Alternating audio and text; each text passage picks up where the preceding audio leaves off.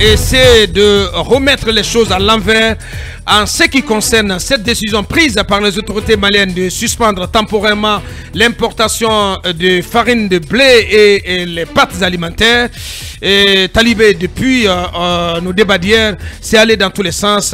On a cherché à comprendre est-ce que le communiqué pris par les autorités maliennes pour annoncer cette suspension donc, de l'importation de farine de blé et de pâtes alimentaires n'était pas suffisamment évocateur et éloquent sur les raisons, et nous avons cherché à comprendre. Vous avez quelques éléments donc, pour nous aider à savoir et à comprendre. Hier déjà, j'en donnais un bout dans la deuxième partie de Mirador en rappelant que le Mali avait un certain nombre de minoteries donc, déjà qui fonctionnaient et donc qui constituaient une sorte de tissu local de production de farine de blé. Ouais. Et ces usines, je les ai citées hier.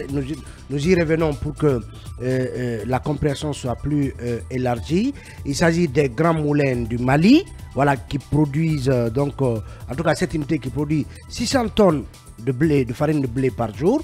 Vous avez le groupe Sahel, Moulin du Sahel, donc qui produit 200 tonnes de blé par jour.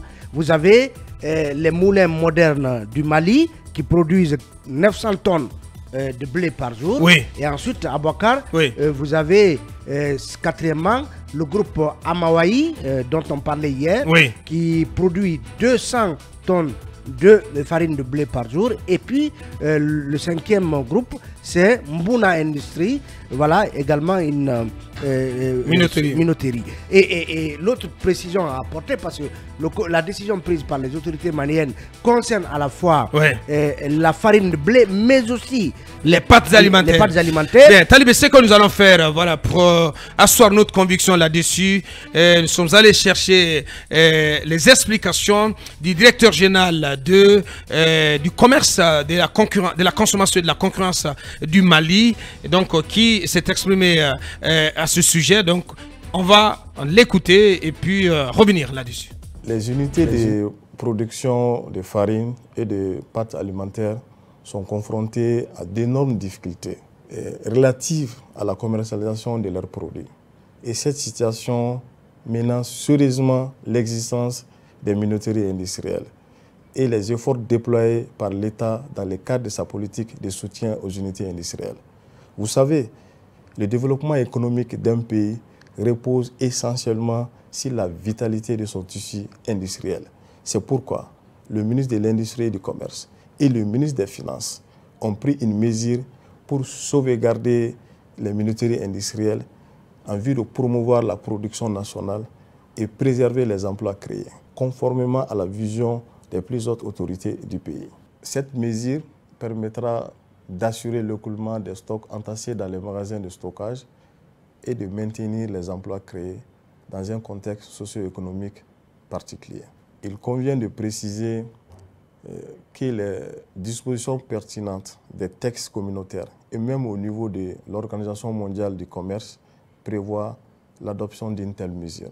Je tiens à rassurer la population que cette mesure ne va pas entraîner une flambée des prix à la consommation, ni de la farine de blé, ni des pâtes alimentaires, car les stocks de farine de blé et de pâtes alimentaires produits au niveau national couvrent les besoins nationaux de consommation du moment.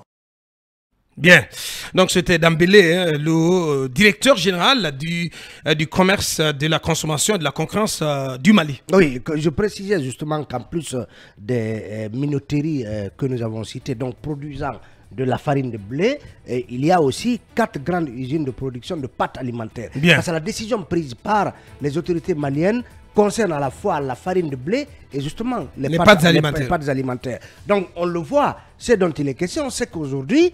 c'est pas une mesure contre la Guinée. Non, hier, voilà, je relativisais en disant que la Guinée certainement n'était pas le seul pays qui importait ou qui exportait de la farine vers le Mali. Et il vient de le confirmer en parlant notamment d'une sorte de concurrence déloyale dont les productions de blé au Mali sont victimes, donc mettant le tissu industriel dévolu à ce secteur, le tissu industriel à rude épreuve. À rude épreuve. Ouais. Donc on parle de beaucoup de stocks en souffrance. Ouais. Et donc il faut permettre... Et des emplois menacés. Et des emplois menacés. Donc Ouais. il faut permettre à ces 5 unités produisant de la farine de blé et aux 4 produisant des pâtes alimentaires Ouais. de pouvoir survivre. parce Ouais. que Ouais. il y a de quoi couvrir l'ensemble des besoins du marché malien, Bien. des populations maliennes à la matière. Bien, on espère donc avoir réussi, en tout cas, à rectifier le tir, à asseoir, à mieux faire comprendre à nos auditeurs les raisons qui ont motivé cette mesure prise par les autorités de la transition au Mali. Donc, ce n'est pas une mesure destinée, en tout cas orientée contre un quelconque pays ou une quelconque société d'un autre pays.